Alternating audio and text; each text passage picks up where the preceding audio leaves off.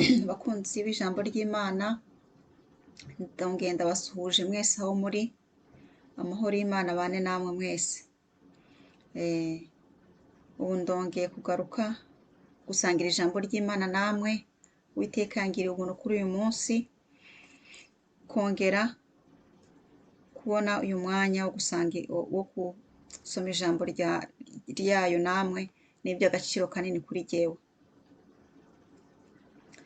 Rero ntabatindiye, ubu ngiye gutangira gusenga niragize amaboko y'Imana kugira ngo nshoboze tubashe kumva ino jambo uko riri.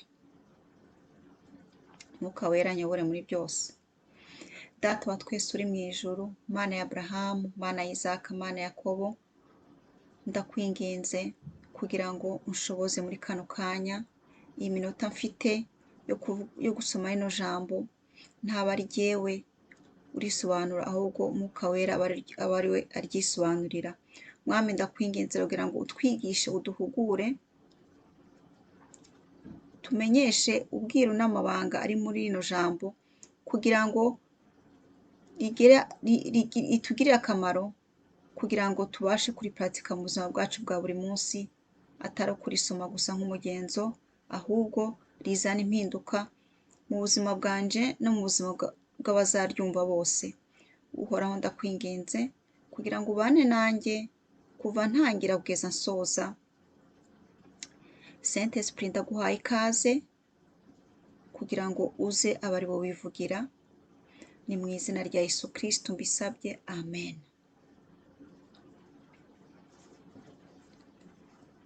Namantangara iyo nkubonye, nsanga urengeye uko bambwiye, kandi ijwi ryawe rindutira amajwi yose nama numva. Ibyo ukora byose ni byiza, kuko ubikora n'urukundo, n'ibyo uvuga byose ni ukuri, kuko ubivuga n'urukundo. Nisanze mu rukundo rwawe, wambereye uburuhukiro, n'ubuntu bwawe bumpagije, ndi kumwe nawe ndaruhutse, ndi kumwe nawe ndaruhutse. Haleluya, amen. Ni ukuri akarimbo ni keza, kavuga ku rukundo rw'Imana, ko iby'Imana ikora byose ibikorana urukundo. Nubwo hari ibyo tubona ko ari ibintu tubona Imana itakoze tutishimiye, ariko Imana ibizi icyo ikora. Iby'Imana byose ikora ibifite but, ibifite intego y'uko yabikoze, uko bikamera uko bimeze, byose bikorana urukundo. N'ibyo ivuga byose biba ari ukuri. Ibyo Imana ivuga byose ni ukuri, nta kinyoma kiba mu Mana. Uwiteka ni ukuri, arangwa n'ukuri. Kandi muzarebe no mu buzima busanzwe, iyo umuntu agukunda akubwiza ukuri. Ahari urukundo haba hari ukuri. Rero Imana idufashe tuba abanyakuri nk'uko nayo imeze. Haleluya. Turakomeza dusoma ijambo ry'Imana, turakomeza tugeze mu itangiriro 39, turakomeza mu gice kuva ku murongo wa 21 kugeza ku murongo wa 23. Ako ni agace gato ndi busome, hanyuma twongere dukomeze mu itangiriro 40 kuva ku murongo wa mbere kugeza kuri 23. Ko ni ngombwa ko iyo ndimo kugira inyigisho aba ari inyigisho yuzuye atari inyigisho y'igice. Haleluya. Dusome mu izina rya Yesu Kristo. Yozefu muri gereza. Yozefu aguma muri gereza, ariko Uhoraho abana nawe amugirira neza, amuha no gutona ku mutware wa gereza. Uwo mutware wa gereza aha Yozefu gutegeka imfungwa zose, amushinga n'ibyo zakoraga byose. Umutware wa gereza ntiyongera kugenzura ibyo yamushinze, kuko Uhoraho yari kumwe na Yozefu agatuma ibyo akora bitungana. Turakomeza mu itangiriro 40. Umutwe w'amagambo uravuga uti: Yozefu asobanura inzozi z'imfungwa ebyiri. Hashize iminsi, umutware w'abahereza divayi n'uw'abatetsi b'imigati b'umwami wa Misiri bacumura kuri shebuja. Umwami wa Misiri arabarakarira bombi, abafungira muri gereza ishinzwe umutware w'abamurinda, ari naho Yozefu yari afungiwe. Umutware w'abarinda umwami abashinga Yozefu, bahamara igihe.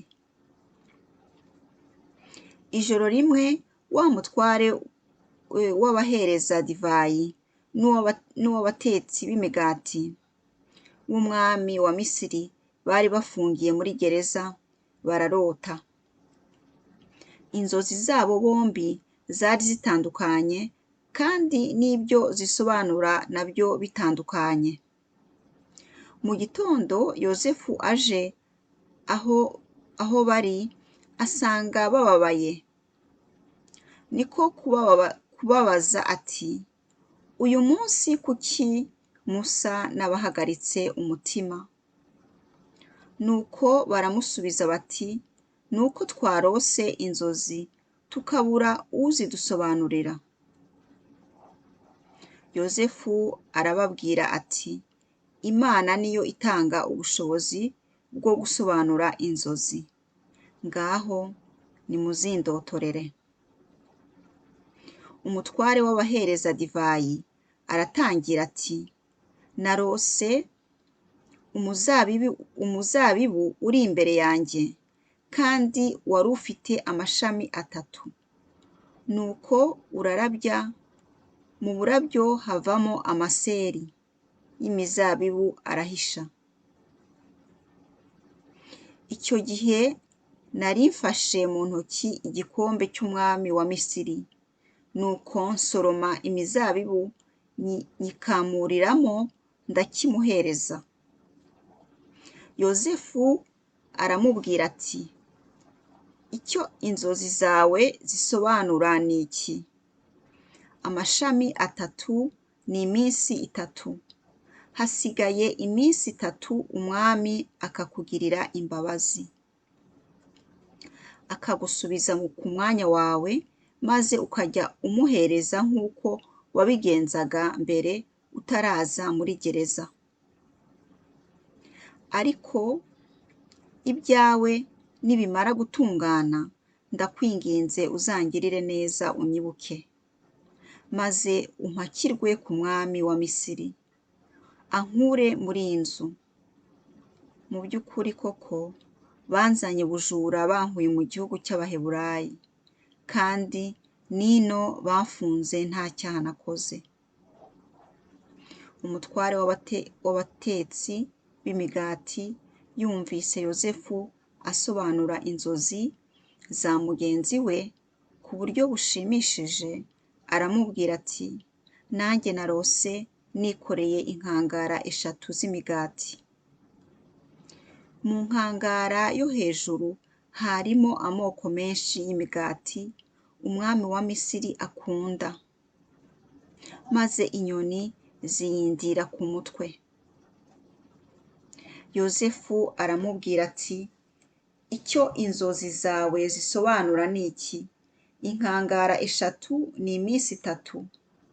Hasigaye iminsi 3 umwami wa Misiri akaguca umutwe, akakumanika ku giti, inyoni zikakurya. Hashize iminsi 3 ubwo umwami wa Misiri yizihizaga isabukuru y'ivuka rye, akorera umunsi mukuru abagaragu be bose, arabagaburira. Muri uwo munsi mukuru yatumije wa mutware w'abahereza divayi n'uw'abatetsi b'imigati. Umutware w'abahereza divayi asubizwa ku murimo we, naho umutware w'abatetsi b'imigati aramanikwa nk'uko Yozefu yari yabibasobanuriye. Nyamara wa mutware w'abahereza divayi yibagirwa Yozefu. Iri ni ijambo ry'Imana. Amen, amen. Twumvise ubushize twumvise ukuntu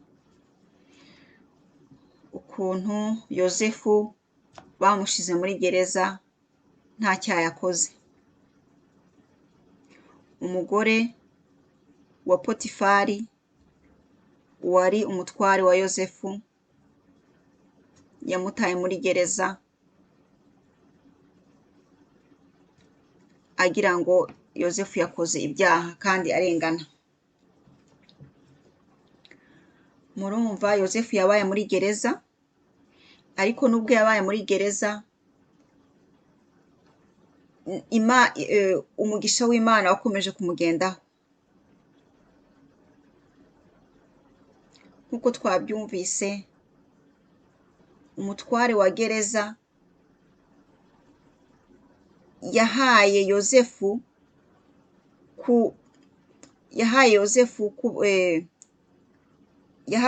kurinda, gutegeka.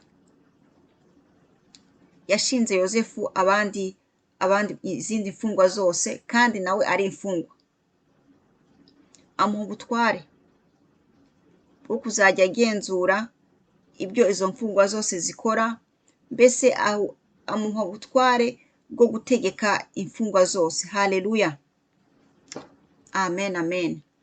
Murumva ukuntu ubuntu bw'Imana bwagenze kuri Yozefu. Ubwa mbere yari ibwami,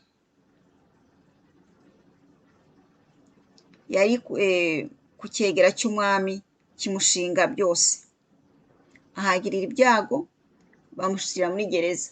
Bamushyize muri gereza, yongera agira favor y'Uwiteka, bongera bamugira umutware wo gutegeka imfungwa zose. Haleluya. Nk'uko twabyize ubushize, abubaha Uwiteka bose ntabwo bazigira baba imirizo, bazaba imitwe. Yozefu yubahaga Uwiteka, ariyo mpamvu atagombaga kuba umurizo, atagombaga kuba imfungwa, kuko yari umutware koko. Iyo umuntu yubaha Imana aba ari umutware, tubifate gutyo. Iyo umuntu yubaha Imana aba ari umutware.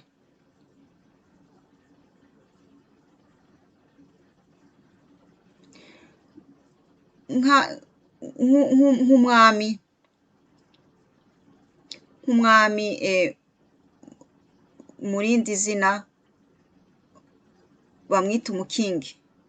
Umukingi iyo abyaye abana baba bari abapurensi, abapurense n'abapurencesi. Murumva, rero yozefu yubahaga Uwiteka, yari umwana w'Imana, yari afite ubutware muri we, yari umupurense. Umupurense urumva ko aba ari hejuru y'abandi, abandi bari hasi. Urumva ukuntu ibintu bimeze. Iyo umuntu yubaha Uwiteka aba ari umupurense, aba ari umutware, aba ari umuntu yubashywe. Nubwo yagera muri gereza baramwitegereza bakabona ni umupurense mu buryo bwo mu mwuka, bakabona aho ntabwo akwiye kwicara mu cyavu, barabibona ko adakwiye gukandagirwa nk'umurizo, bagahita bamuzamura bakamushyira mu ntebe imukwiriye y'ubutegetsi, ubupurense, ubutware. Haleluya! Muntu w'Imana, wowe urimo kunyumviriza, niba wubaha Uwiteka, niba ukora iki Uwiteka yifuza, niba ugendera mu gukiranuka nka Yozefu, uri umupurense, uri umutware, kandi uzahora uri umutware iminsi yose usigaje kubaho kuri iyi si. Niba uri umudamu, uri umukobwa cyangwa iki, ukaba wubaha Uwiteka, ukaba ugendera mu gukiranuka, umenye ko uri umupuresese kandi uri umutware, uzahora utegeka, utazigera uba umurizo, ahubwo uzahora uri umutwe, uzahora uri umutware mu butegetsi bwo kuri iyi si. Uzahora utegeka, uzahora witwa umutware n'umupuresese kugeza igihe iminsi yose usigaje kubaho kuri iyi si. Mu gihe cyose uzaba wubaha Uwiteka, mu gihe cyose uzaba ugendera mu gukiranuka, uzahora witwa umupurense cyangwa umupuresese, uzahora witwa umutware. Haleluya, amen. Ibyo ngibyo ni iby'Uwiteka. Uko nguko niko Imana itureba, kandi uko Imana ikureba niko n'abo kuri iyi si bakureba.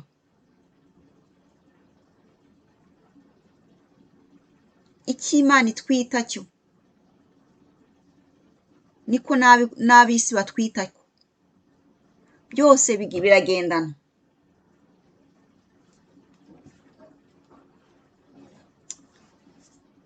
Iyi histoire ya Yozefu ni histoire ishimishije cyane cyane cyane, kandi kubona baramutaye muri prison, muri gereza, umutwara akamureba ati wowe ntabwo ukwiriye kwicara iyo ntebe, aho ngaho wicaye si wo, sahawe, zamuka ujye hejuru utegeke ziriya mfungwa. Haleluya, amen, amen, amen. Uwiteka asingizwe kuri ino jambo ni ukuri. Haleluya, iyi ni revelation ikomeye. Niba ugenda mu buzima bwawe bwa buri munsi ukabona ukandamizwa, ukabona abantu barakugira nk'umurizo, baragukandagira nk'umurizo, ukabona uri umuntu wo hasi cyane wicaye mu cyavu, utangire wisuzume koko gukiranukira Uwiteka, utangire wisuzume ko imbere y'amaso y'Imana wubaha Uwiteka, kandi koko uzasanga hari ahantu ugomba gukiranukira Uwiteka, kuko ijambo ry'Imana ntiribeshya. Ijambo ry'Imana ntabwo ribeshya. Ijambo ry'Imana ni ukuri. Ijambo ry'Imana rirarema. Ijambo ry'Imana ni Imana ubwayo.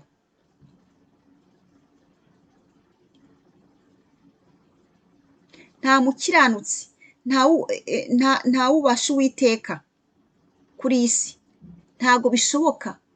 Ntabwo bishoboka ngo wowe umurizo. Ntabwo bishoboka ngo wowe mu cyavu. Ntibishoboka. kuko ntibishoboka nyine ko umuprince umutware ntibishoboka ngo abo hasi, mbese ni ibintu bitagendana, niyo mpamvu ubuzima bwacu bwa buri munsi tugomba kwisuzuma niba tubona mu buzima bwacu turi mu cyavu, bisobanuye tubayeho ubuzima buri malheureux, bubabaje, budafututse, mbese ibyago bihora bituzitiye, ibintu mbese tumerewe nabi, duhora turi abantu bo hasi cyane, abantu barebera hasi. Tugomba kongera kwisuzuma twara koko ko ijambo ry'Imana rimbwira ko abubaha Uwiteka, abakiranutsi kuri iyi si bazaba abatware, kuri iyi si bazitwa prince kandi bakazafatwa gutyo. Yewe n'umupagani yagukoresheje agufata nk'umutware, kuko iryo tegeko nuko rimeze. N'umupagani yaremwe n'Imana, abantu bose bari kuri isi n'Imana ibateka, umupagani nuko bimeze. So rero dutangire twisuzume, turebe koko niba dufite ubuzima bubabaje, niba dukandagirwa hasi, abantu badukandagira hasi, turebe ko dukiranukira Uwiteka koko, kandi nitwisuzuma neza tuzasanga iyo place dufite ariyo dukwiriye. Mu bisanzwe umuntu agira umwanya umukwiriye, nuko nguko bimeze. Ntabwo umuntu yaba, urugero rwiza, ntabwo umuntu yaba ari wagiye muri gereza wakoze ibyaha, barangiza kandi wabikoze koko, warangiza bakakubonamo ubutware, bakakubonamo ubuprince. Ntibishoboka. Ariko uko Yosefu yagiye ari innocent, yinjiyemo ari innocent, ako kanya bahise bamuha icyicaro cyo hejuru, kuko aho yari ari ntabwo hari hamukwiriye. Yari yambaye ubukiranutsi, yari yambaye ubutware. Haleluya, haleluya. Barangije bavuga ati no, uriya n'umuprince, uriya n'umutware, ntabwo akwiriye kwicara ahangaha, ntabwo akwiriye kwicara n'aba bantu b'imfungwa, aba bantu b'imirizo. Uriya mwanya ntabwo umukwiriye. Bene data, icyaha gituma tuba imirizo, icyaha gituma tuba abacakarafu, icyaha gituma tuba aba esclave. Ninde wifuza kuba umucakarafu? Ninde wifuza kuba umu esclave? Ninde wifuza gusuzugurwa? Ninde wifuza kuba ubuzima buri miserable? Nta n'umwe. Ibyo ndabizi, nta n'umwe. Rero mu gihe tudashaka kubaho ubuzima bubi, tugomba gusezerana n'icyaha, tugomba kurwana intambara ituvana mu cyaha, kugira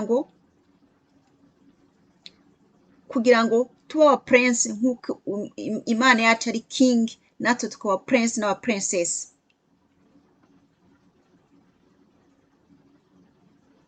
Kuko uwabyawe n'Imana ntago aba akiri uw'isi ukundi, kuko nyine abacitse umuprince, abacitse umuprincess, abacitse umutware wo gutwara abatarabyawe n'Imana. Nuko bimeze, aba prince barategeka mu buzima busanzwe, aba princess barategeka bambe, barubahwa, mbese ni abantu bo hejuru. N'isi nuko izatureba nituba abakiranutsi, tukubaha Uwiteka, tuzahora turi hejuru, tuzavavanura n'ubu esclavage n'ubucakara. Ubucakara buzatugendera kure, tuzavavanura nabwo, tuzavavanura n'ubuzima bubabaje buri miserable, tuzavavanura n'agasuzuguro, tuzavavanura n'ibintu byose biriya byose bituma tutaba epanui, bituma tutabaho ubuzima bunejereje kwa ubuzima bushimishije, kandi aribwo buzima Imana twifuza ko tubamo, ngo umwana asa nka se. Nuko bimeze. Niba papa wacu wo mu ijuru ari umunyakuri, natwe tugomba kuba abanyakuri. Niba papa wacu ari umutware, natwe tugomba kuba abatware. Ibintu nuko bimeze.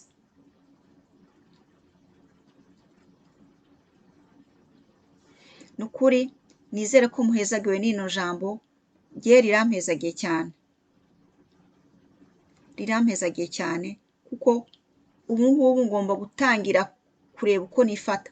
Ngomba gutangira kureba imyitwarire yanjye, nkayisuzuma neza, nkareba ko kuko nkiranukira Uwiteka. Nkareba ko koko nkiranukira Uwiteka, nkareba ko koko ndi umunyakuri. Kuko ntago nifuza kuba umurizo. Ntago nifuza kuba umucakara, ntago nifuza kuba ubuzima buri miserable, bubabaje, bw'agasuzuguro. Ntago nifuza kuba umuntu abantu bakandagira. Niyo mpamvu rero wowe urimo kunyumva, wowe uzumva rino jambo igihe icyo ari cyo cyose, ugomba gucakira ubutware bwawe, ugomba gucakira ubuprincesse cyangwa ubuprincesse bwawe, ukabucakira, ukabufata mpiri. Ngo ijuru ngo zizagira gite? Ngo ijuru rizinjiramo intwarane, ngo intwarane nizo zizaragwa ijuru. Iryo juru tugomba kuriharanira, kandi ijuru tuzaritangira hano ku isi. Uburyohe bw'ijuru tuzabutangirira hano ku isi.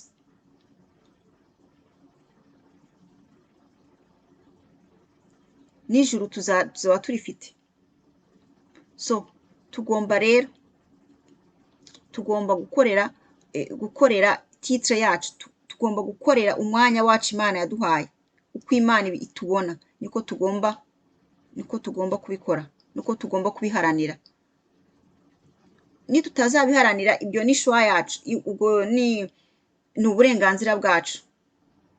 Ushaka kuba umucakarafu, ushaka kuba umu esclave, ushaka kuba ubusuzugurwa, ushaka kuba uwo hasi cyane, ushaka kuba uwo mu cyavu, ubwo ni choix yawe ku giti cyawe, ni choix yanjye ku giti cyanjye, ibyo tuzacagura. Uwiteka abagiriye neza, Mwuka Wera akomeza wumvishije iryo jambo ukuntu rikomeye n'ukuntu riremereye. Muntu wanyumvise, ucakire ubuzima bwiza bwawe, ubufate mpiri, ubucakire. Uharanire gusoma ijambo ry'Imana ririmo ubwo bwenge bwose. Bibiliya ni igitabo cy'abaprince n'abaprincesse. Bibiliya ni igitabo cy'abatware, kuko niho ubwenge bwose buri, niho wisdom yose divine iri, niho tuzakura uko tugomba kwitwara kugira ngo tugere kuri iyo niveau yo kuba abatware n'abaprince n'abaprincesse. Nta handi bishobora kuva, hamwe no gusenga. Kuko uretse ko mvuze ngo hamwe no gusenga, ijambo ry'Imana nurisoma rizakubwira ko ugomba gusenga sans cesse, ugomba gusenga ubudasiba. Niko ijambo ry'Imana rivuga. Ntago dushobora kuba Imana yifuza ko tubabo tudasoma ijambo ry'Imana, tudasenga buri munsi. Ntibishoboka, ntibishoboka. Na Yesu yarasengaga. Yesu yarinyakuraga. Yesu umwana w'Imana yarinyakuraga kare cyane mu gitondo, mu bubwibwe, akinyakura akajya gusenga ahiherereye, aho akavugana na se wo mu ijuru. Urumva? Yesu yaduha urugero rwiza, kuko ntabwo dushobora kuba kuri isi tudasenga ngo tubeho. Nta muntu ushobora kuba kuri isi adasenga ngo abeho, ngo abe umuprince, abe umutware. Ntibibaho. Abe uw'Imana yishimira. Ntibibaho. Ibyo ntibibaho.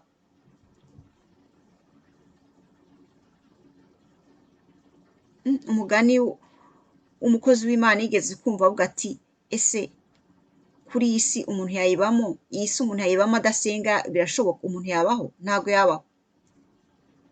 Mu buryo bwo mu mwuka ntabwo ushobora kuba develope, ntabwo ushobora kuba, ntibibaho. Uwiteka akomeze abagiriye neza. Saint Esprit abumvishe iri jambo, Mwuka Wera ariwumvishe kugira ngo ari wowe wanyumvise nanjye duhezagirwe, dufate umwanya wacu, dufate ikibanza cyacu, kuko ntabwo tugomba gukomeza twicara turi mu cyavu, kandi Imana yo ishaka kutwicarikana n'ibikomangoma. Haleluya! Hari ibikomangoma byamaze gucakira titre zabo. Hari ibikomangoma by'abaprince n'abaprincesse n'abatware hano hanze, barahari, birahari. Rero yewe nawe niba tukiri mu cyavu, tugomba kurwana tukivamo, Imana ikatwicarikana n'ibikomangoma, tukaba kuri nivo y'ibikomangoma. Ijambo ry'Imana rivuga ngo ibikomangoma, abubaha Uwiteka n'ibikomangoma, n'abaprince n'abaprincesse n'abatware b'abategetsi. Haleluya, haleluya. Ngo Imana